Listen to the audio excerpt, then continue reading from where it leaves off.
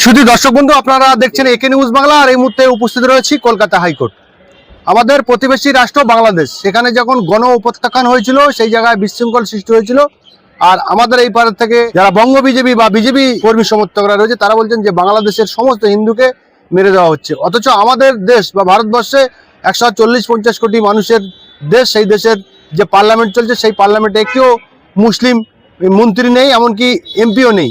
অথচ 20 কোটির বাংলাদেশে সেই জায়গায় 80 জন প্রতিনিধিত্ব করেছে এই গণ উপত্যাখ্যানের পরে যে নির্বাচন হচ্ছে, সেই নির্বাচনে। আর শাসক দল অর্থাৎ যারা জিতেছে, তাদের দলে বহু প্রতিদ্বন্দ্বী জয়ী হলেও দুজনকে গুরুত্বপূর্ণ মন্ত্রিত্ব দেওয়া হয়েছে।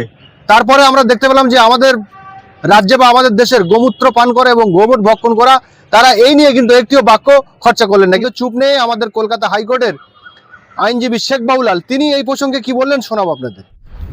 আমাদের ভারতবর্ষ বিশ্বের মধ্যে সেরা একটা শ্রেষ্ঠ দেশ ভারতবর্ষ। যেই দেশের মাটিতে আমরা জন্মেছি, আমরা নিজেদেরকে গর্বিত বলে মনে করি। ভারতবর্ষ আমাদের রত্ন, আমাদের গর্ব। যেই ভারতবর্ষ বিশ্বের মধ্যে গণতন্ত্রের পীঠস্থান বলে আমরা মনে করি, এবং এটা স্বীকৃত, পরীক্ষিত এবং প্রমাণিত। এই ভারতবর্ষ সম্প্রীতির ভারতবর্ষ, ভ্রাতৃত্বের ভারতবর্ষ, ধর্মনিরপেক্ষ ভারতবর্ষ।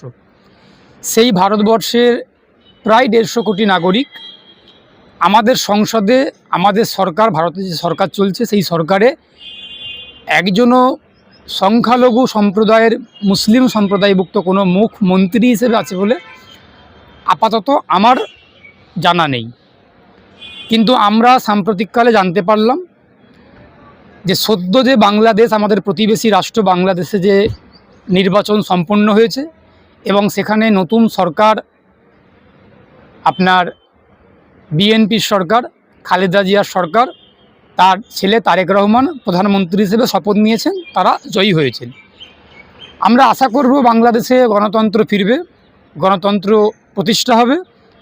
যে গণতন্ত্র হাসিনার আমলে বিলিয়ে গিয়েছিল, তলালেই নেমে গিয়েছিল, সেই গণতন্ত্র ফিরে আসবে এবং ধর্ম নিরপেক্ষভাবে সেখানে সম্প্রীতি ফিরে আসবে, ভ্রাতৃত্ব, গণতন্ত্র ফিরে আসবে।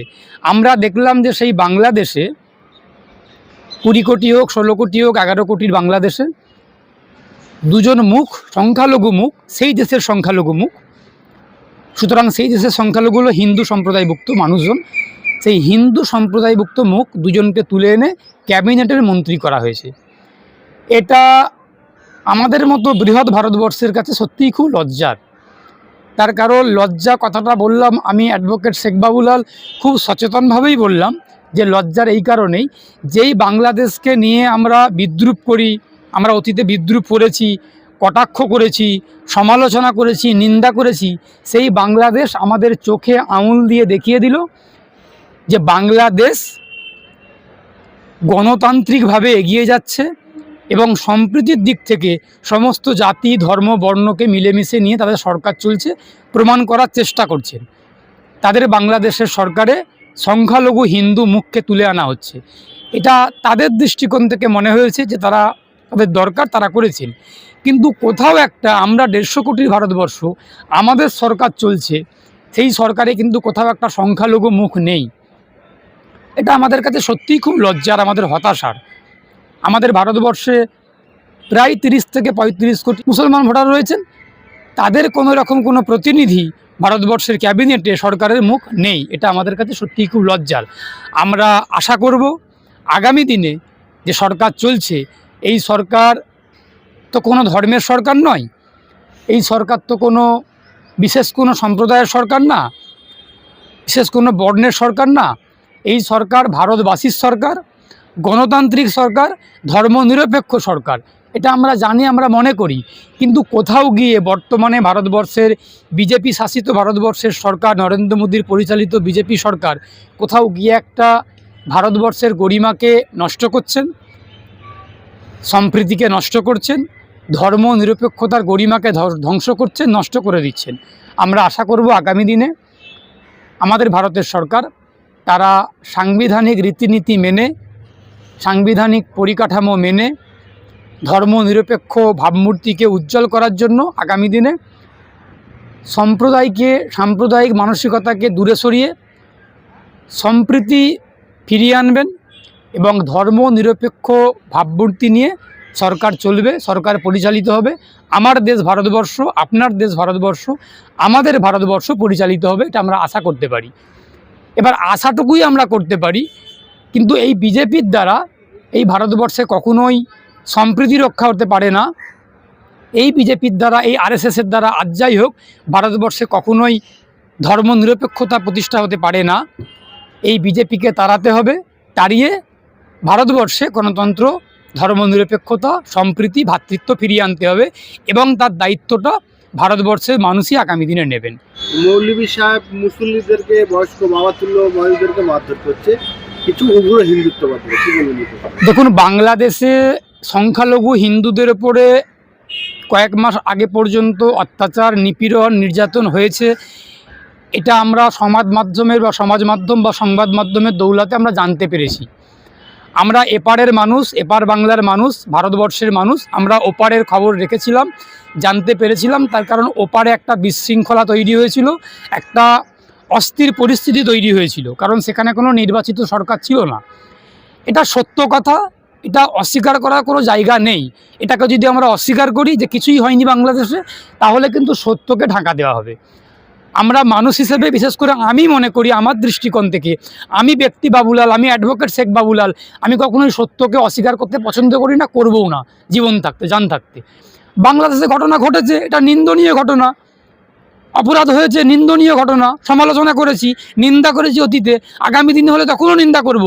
কিন্তু আমি ওপার বাংলার ঘটনা নিয়ে নিন্দা করব, আর আমার দেশ, আমার মাটি, আমার বাংলা, আমার ভারতে অন্যায় হবে, অপরাধ হবে, সাম্প্রদায়িকতা হবে, দাঙ্গা হবে, নিপীড়ন হবে, নির্যাতন হবে, আমি সেটা নিয়ে বলবো না, এটা তো হতে পারে না। সেটাই তো হচ্ছে। আমি বলছি যে বাংলাদেশে যখন ঘটনাগুলো ঘটেছিল, সংখ্যালঘু হিন্দুদের উপর আক্রমণ করা হয়েছিল, জীবন্ত মানুষকে জ্বালিয়ে পুড়িয়ে মেরে দেওয়া হয়েছিল, চরম অমানবিকতা হয়েছিল, পশুত্বের মতো আচরণ করা হয়েছিল, মধ্যযুগীয় বর্বরতা চলেছিল। পশুত্ব বললেও ভুল হবে, পশুরও পশুত্ব আছে, পশুরও কোথাও একটা সুস্থ মানসিকতা থাকতে পারে। সুতরাং পশুত্বের থেকেও খারাপ কিছু করা হয়েছিল। আর আমার ভারতবর্ষে মধ্যপ্রদেশ থেকে শুরু করে, ছত্তিশগড় থেকে শুরু করে, গুজরাট থেকে শুরু করে, আসাম থেকে শুরু করে, মহারাষ্ট্র, গুজরাট, মধ্যপ্রদেশ, উত্তরাখণ্ড, এই সমস্ত রাজ্যে সংখ্যালঘু মুসলিম সম্প্রদায়ভুক্ত মানুষগুলোকে উগ্র হিন্দুত্ববাদীরা, এই আমার দেশে গুজরাটে, মহারাষ্ট্রে, মধ্যপ্রদেশে উগ্র হিন্দুত্ববাদীরা, মৌলবাদীরা, তারা জানি না কোন তত্ত্বে বিশ্বাস করেন, তারা আরএসএসের দ্বারা প্রাণিত, তারা আরএসএসের আদর্শে উদ্বুদ্ধ, তারা আরএসএসের আদর্শে, বিজেপির আদর্শে আদর্শিত। তারা সংখ্যালঘু মুসলিম মানুষদেরকে, যারা সারা দিন ধরে উপবাস করছেন, রোজা পালন করছেন, তাদের ইফতার, সন্ধ্যার পরে যে ইফতার হয়, তাদেরকে আক্রমণ করা হচ্ছে। এটাকে কি মানুষ বলা যায়? এদেরকে কি মনুষ্যত্ব আছে বলে মনে হয়? বলা যেতে পারে? কখনোই বলা যেতে পারে না। বাংলাদেশে যারা হিন্দুদের উপর আক্রমণ করেছিল, আর ভারতবর্ষে যারা মুসলমানদের উপর আক্রমণ করছে, এই দুটো জাতি কিন্তু এক। এই জাতিদের, এদের একটাই ধর্ম, সেটা হলো বর্বরতা। এদের জাতের নাম, এদের ধর্মের নাম হলো মৌলবাদ, এদের জাতের নাম হলো উগ্রবাদ, এই জাতিটার নাম হলো দাঙ্গাবাজ, এই জাতির নাম হলো সন্ত্রাসবাদ, জঙ্গিবাদ। সুতরাং ভারতবর্ষের মাটিতে যারা মুসলিমদের ওপর আক্রমণ করছে, যারা মুসলমানদের ওপর নির্যাতন চালাচ্ছে, নিপীড়ন করছে, তারা এক কথায় জঙ্গি, তারা এক কথায় আতঙ্কবাদী, তারা এক কথায় আরএসএসের দালাল, তারা আরএসএসের সুপুত্র, তারা আরএসএসের দ্বারা চালিত, পরিচালিত, পুষ্ট। সুতরাং এদেরকে দমন করতে গেলে, এদেরকে কবর দিতে গেলে, যারা সাম্প্রদায়িক মানসিকতা নিয়ে দাঙ্গা করছেন, যারা হামলা করছেন, তাদেরকে পাল্টা আঘাত ফিরিয়ে দিতে হবে, তাদেরকে পাল্টা আঘাত ফিরিয়ে দিতে হবে। আমি অ্যাডভোকেট শেখ বাবুলাল অত্যন্ত সচেতনভাবে বলছি, যারা অগণতান্ত্রিক প্রক্রিয়াতে, যারা অগণতান্ত্রিক পথে হিংসার রাস্তা অবলম্বন করছে, যারা দাঙ্গা বাঁধাচ্ছে, যারা আক্রমণ করছে, যারা নিপীড়িত করছে, তাদেরকে পাল্টা আঘাত ফিরিয়ে দিতে হবে। আমার আত্মরক্ষার অধিকার, আমার আপনার সকলের মৌলিক অধিকার। আত্মরক্ষা করতে আমি পারবো, আমাকে প্রোটেকশন করতে পারবো। আত্মরক্ষা করতে গিয়ে পাল্টা আঘাত ফিরিয়ে দিতে হবে। সুতরাং যারা আক্রমণ করছেন তাদেরকে মানুষ বলে মনে করি না, তারা হলো আরএসএস আর বিজেপি। এখন আপনারা বলতে পারেন তাহলে যারা আরএসএস বিজেপি করছে তারা কি মানুষ না? আমি অ্যাডভোকেট শেখ বাবুলাল মনে করি তারা মোটেই মানুষ না, তারা হলো পশু, তারা গরুর দল, তারা ছাগলের দল, তারা রাত্রিবেলা গোমূত্র খান, দিনের বেলা গোবর খান। সুতরাং যারা গোবর খান তারা কখনো মানুষ হতে পারে না। আমরা তো দুধ খাই, আমরা যারা মানুষ আমরা গরুর দুধ পান করি, পুষ্টিকর সুষম খাদ্য দুধ পান করি। আর যারা মানুষ নয় তারা গোমূত্র পান করেন। আপনারা খোঁজ নিয়ে দেখুন, আরএসএসের যারা কর্মী রয়েছেন তারা গোমূত্র পান করেন। যারা গোমূত্র পান করেন তাদেরকে আমি অন্তত আমার বিজ্ঞান মনস্ক মানসিকতা থেকে আমি সুস্থ চেতনার মানুষ বলে মনে করি। আমি কখনো গোমূত্র পানকারীকে মানুষ বলে মনে করি না। সুতরাং তারা মানুষ নয়, তারা যেন আক্রমণটা করছে। আর যারা আক্রান্ত হচ্ছেন তাদেরকে আমি বলবো পাল্টা আঘাত ফিরিয়ে দিন, পাল্টা আঘাত ফিরিয়ে দিন। যেমনভাবে আঘাতটা আসছে সেই আঘাতটাকে পাল্টা আঘাত ফিরিয়ে দিন। জোট বাঁধুন, তৈরি হন, একসঙ্গে রুখে দাঁড়ান, তাহলে কোনো শক্তি আপনাদেরকে পরাজিত করতে পারবেন না। একসঙ্গে রুখে দাঁড়ান। যখন কোনো শক্তি আক্রমণ করতে আসছে, একজনকে যখন আক্রমণ করবে 100 জন রুখে দাঁড়ান, দেখবেন সব শক্তি ফিরে যাবে।